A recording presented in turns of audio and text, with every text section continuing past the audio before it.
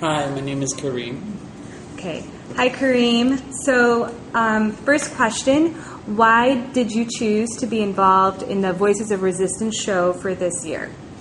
I did it a year and a half, or 2 years ago, and I wasn't able to do it last year, and I was really disappointed. I think it's one of the most impressive South Asian events in Chicago, in that it brings together a huge diversity of artists who are strangely not already working together. They may know each other peripherally, but it's an opportunity to, or they're performing in very different venues, and it's an opportunity to see them in one place doing work that is produced for the show, as opposed to just sort of doing something from their repertoire.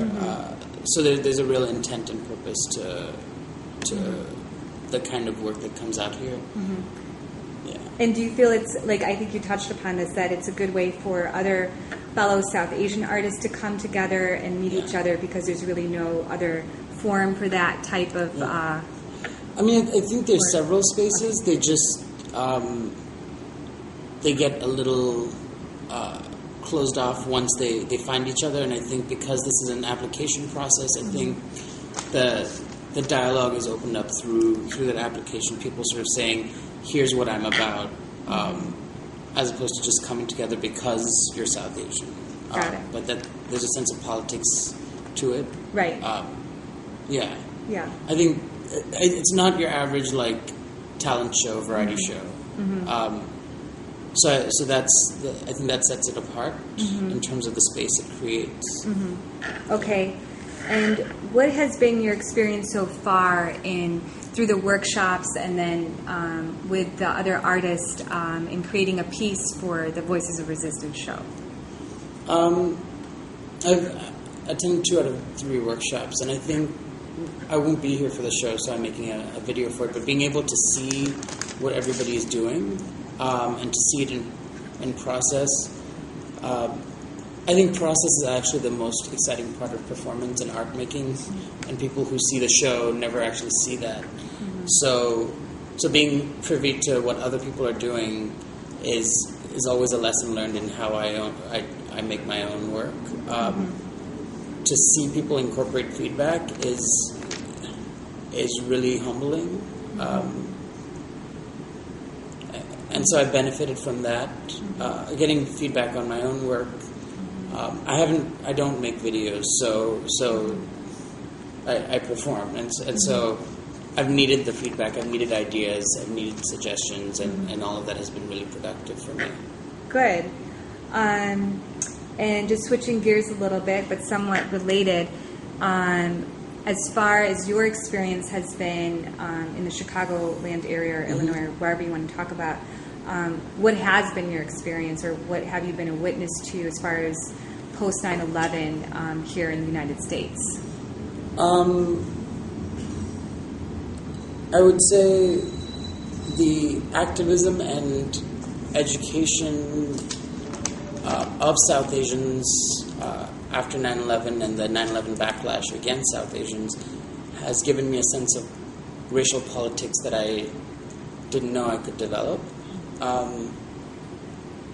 And so that's been, in whatever way, productive to make me aware of institutionalized and systemic forms of racism, and the difference between prejudice and institutionalized racism, or personal prejudice and institutionalized racism.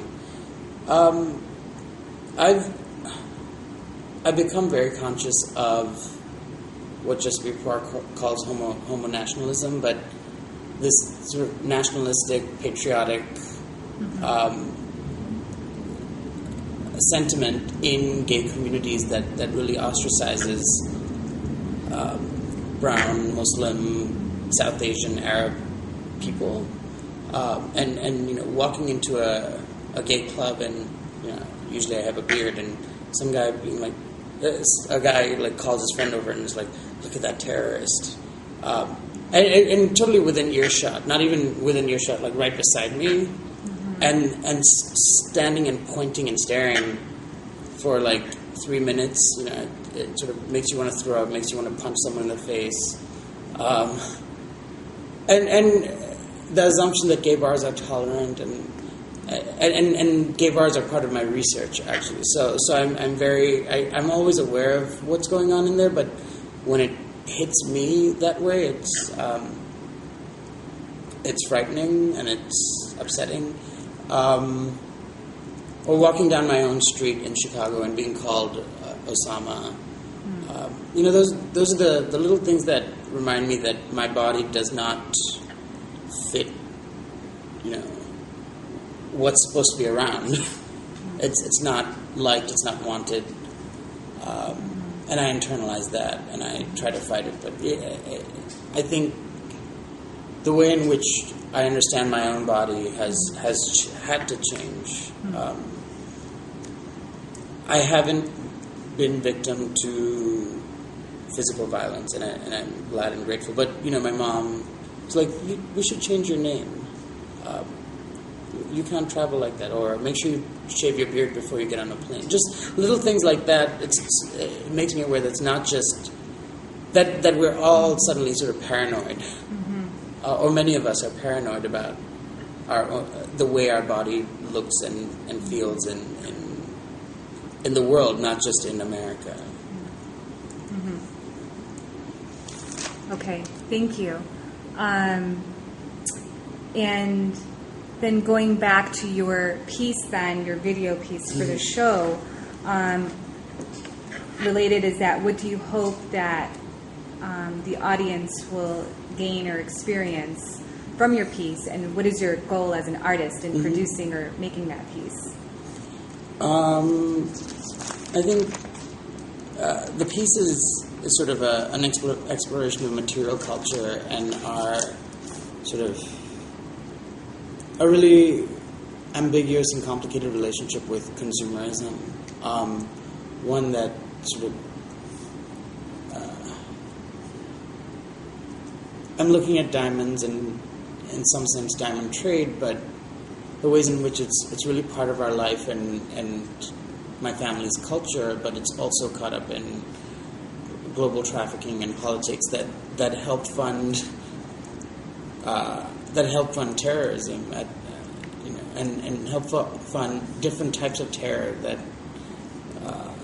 leave many communities disenfranchised, but also strangely produce joy in other spaces. And how do we live with that without always feeling guilty about our participation in sort of the demonic capitalism, trying to find some pleasure in memory and in the everydayness of objects.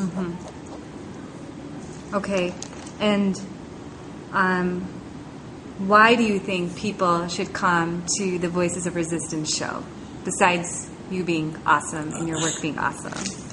I think VOR, other than high quality, really incredible performances, artists, visual artists, sound artists, I think it forces you to engage with performance. I think that's always the potential of art and performance, is that you're forced to engage, but that's the intent of VOR, is that it's really aware that the audience is going to be pulled in, be part of it, be forced to think, and so the audience is kept in mind. Or I think these artists keep the audience in mind.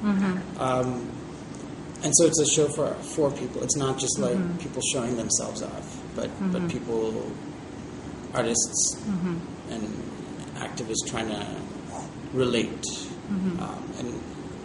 And it's that relationship, I think, that I hope those who come will enjoy and at least experience and feel. Okay. Thank you. Of course.